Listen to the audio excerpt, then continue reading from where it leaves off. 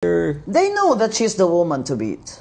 Tanan na lang nila nga scheming karon nag-fail na ini ilang pagkuha sa kwarta sa ato ang budget para ipang-vote buying nila no booking na. So they will need a candidate na kandidato ni BBM nga daghan kayong financial contributions from the industrialists. Right now, you have to accept na itong mga negosyante na ito, malalaking industrialist sa Pilipinas, mga bilyonaryo they are now with BBM. Kay presidente siya. You know, it matters to them, their taxes, their lease sa government, logging, mining. Oh, lalo na yung mining. Kasi Romualdez, may mga minahan yan Kana sila tanan, maghatag na silang kwarta sa kandidato ni BBM. Muna'y weakness po ni Sara, nga wala siya kwarta pero naapoy mo contribute sa iya kay siya may taas kay sa survey. Now remember kaning mga contributions ni mosulod ra man ni todo kung saka na siya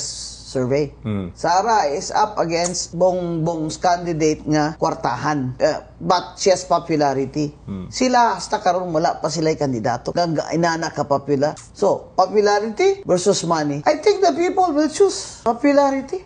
I think after this, lisod na kay si Bongbong magpadaog sa iyang kandidato. He looks like arm's length siya sa kay Romualdez. He is saying na kung dili ako presidente, magrally po ko uban nila. Nagitubag lagi siya. Kung dili ikaw ang presidente, wala unta may garali karon.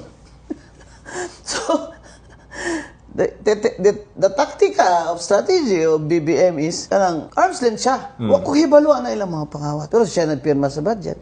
Wa ko hibaluan na niya. Pero first casting niya. But survival niya is at stake sa 3 years. So, he must have, wa niya gihimo ni kung wala siya kanang thinkers and planners ba nga niingon niya nga wala na gyud, you have to come out and cut this. So popularity versus money. The danger is if they are very, very kusog na gyud ang ilang kuan ba kanang motivation nga kinahanglan mo daog gyud sila. Sara Duterte cannot be beaten.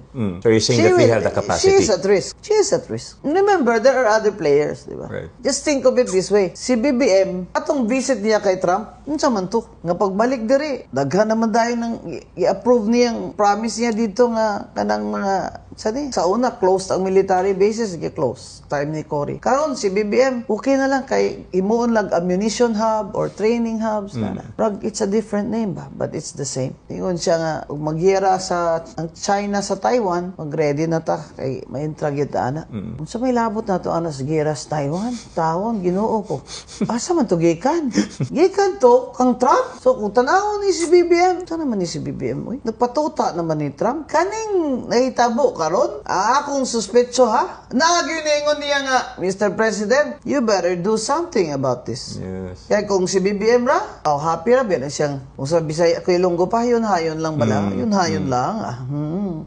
Why change anything? But the strategy of his first cousin, who was his lieutenant, failed. So now he has to think of something else. But who is his candidate? When Chis Escudero, I thought siya ang kandidato ni BBM. O dili man diay. Kontrahan na man si BBM, si Romualdez o si Chis Escudero. Karon mas samot na yun ang pagkakontra. I don't think it's going to be Chis. They say si Rimulya katong manghod. Di LG. Kasi gina-promote pero may gina-promote. He has Cavite. Pero Amy Marcos is still there with Sara. So Ilocos Norte. Chavit Singson just declared Ilocos Sur. Parinyas na lang nabilin. We'll have all of Ilocos. Batangas, Laguna, Cebu, number 1. It's a Duterte country. Batangas, Laguna, Negros Occidental is the 4th. Which was Lenny's country. You know, Lenny won there. Di ba? Yeah. Titingnan nyo yung voters behavior and geography, 40% of the votes na sa Mindanao. Unsaon mo na. Kaya mga Muslim diya, they feel connected to the Dutertes. Maski dili Muslim, ang mga taga Mindanao, they feel that the Dutertes are their family. That's their connection. Yes. So, sino kandidato nila ni BBM karon? Kaya wala naman si Romualdez. Hindi na wala naman si Chis. They can try Rimulya. Si Risa Ontiveros naman. Dito sa left, ang gusto tumakbo.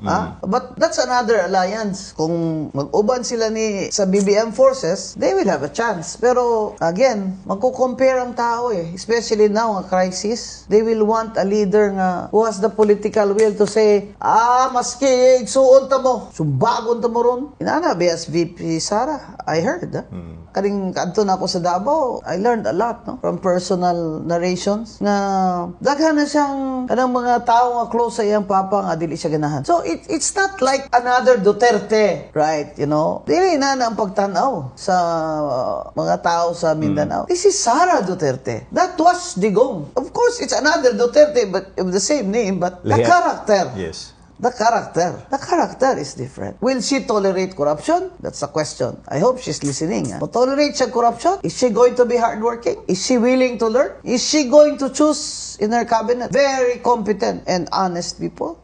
Kung yan makomit lahat yan ni Sara Duterte, she has a very good chance dun sa mga independent voters. But can the Marcos candidate commit that? That there will be no more corruption?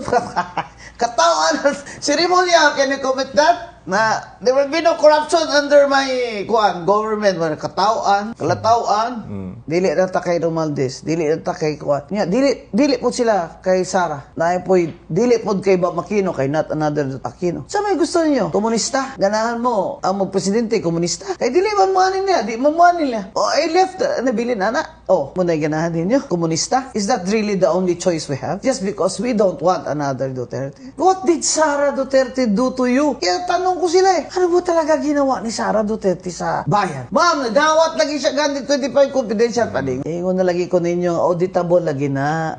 Ano politically motivated lagi to niya karon compare nimo ni bilyones ni nilang kung Romualdez ug ni Saltico. Sa DDS na ka ma'am kay ganahan kang gidepend nimo ng Sara. Gidepend nako ang right sa Vice President nga sakto sa due process ang iyang impeachment. Wa ko niingon nga hindi dapat final yan. Yes. Niingon ko nga ebidensya ana nipis kaayo. That's according to my knowledge of the law and audit because I was commissioner. I've been in government 25 years. Yes. May gulay. Klaro na sa mind ko ang left ang gusto magpatakbo sila ng kandidato Pwede magpatakbo sila. O ganahan ba ng mga tao nga komunista, sosyalista ang inyong dason nga president? Agubad ganahan man pod kay pason makonvince sila mga pobre nga. O kami wa jagay gutom ana tanan may trabaho kay ganahan ba ng mga rich? Ang mga industrialist, mga komersyante, dili. Sosyalista man na. Ano ang choice ng mga tao sa 2028? Setting aside personalities, ang gusto ng mga tao, ang presidente nga dason, wala kawat. Natagam na ang mga tao. Natagam na. Wala kawat. Number 2, mapisan. Mapisan, hardworking. Hardworking. Okay. So may mapisan sa Bisaya, Sibano. Kugihan. O kana. Independent foreign policy. Last naman yun na. Employment. Kaya ang quality ba? Intelligence siya. Walay kawat. Honest siya. Kugihan siya. Yung na yung mga characteristics sa sakto nga presidente. Ngayon silang, I love my country. Everybody can say that. You love your country, but are you gonna wake up every morning and think of the country first? Are you willing to set aside everything, everybody's interest around you and say, no, that's bad for the country. I want a quota sa ganito, cousin, ganyan. No. Sino ang may karakter nga makainana? Muna yung ipangita sa mga tao karon. Munang Sara Duterte is leading the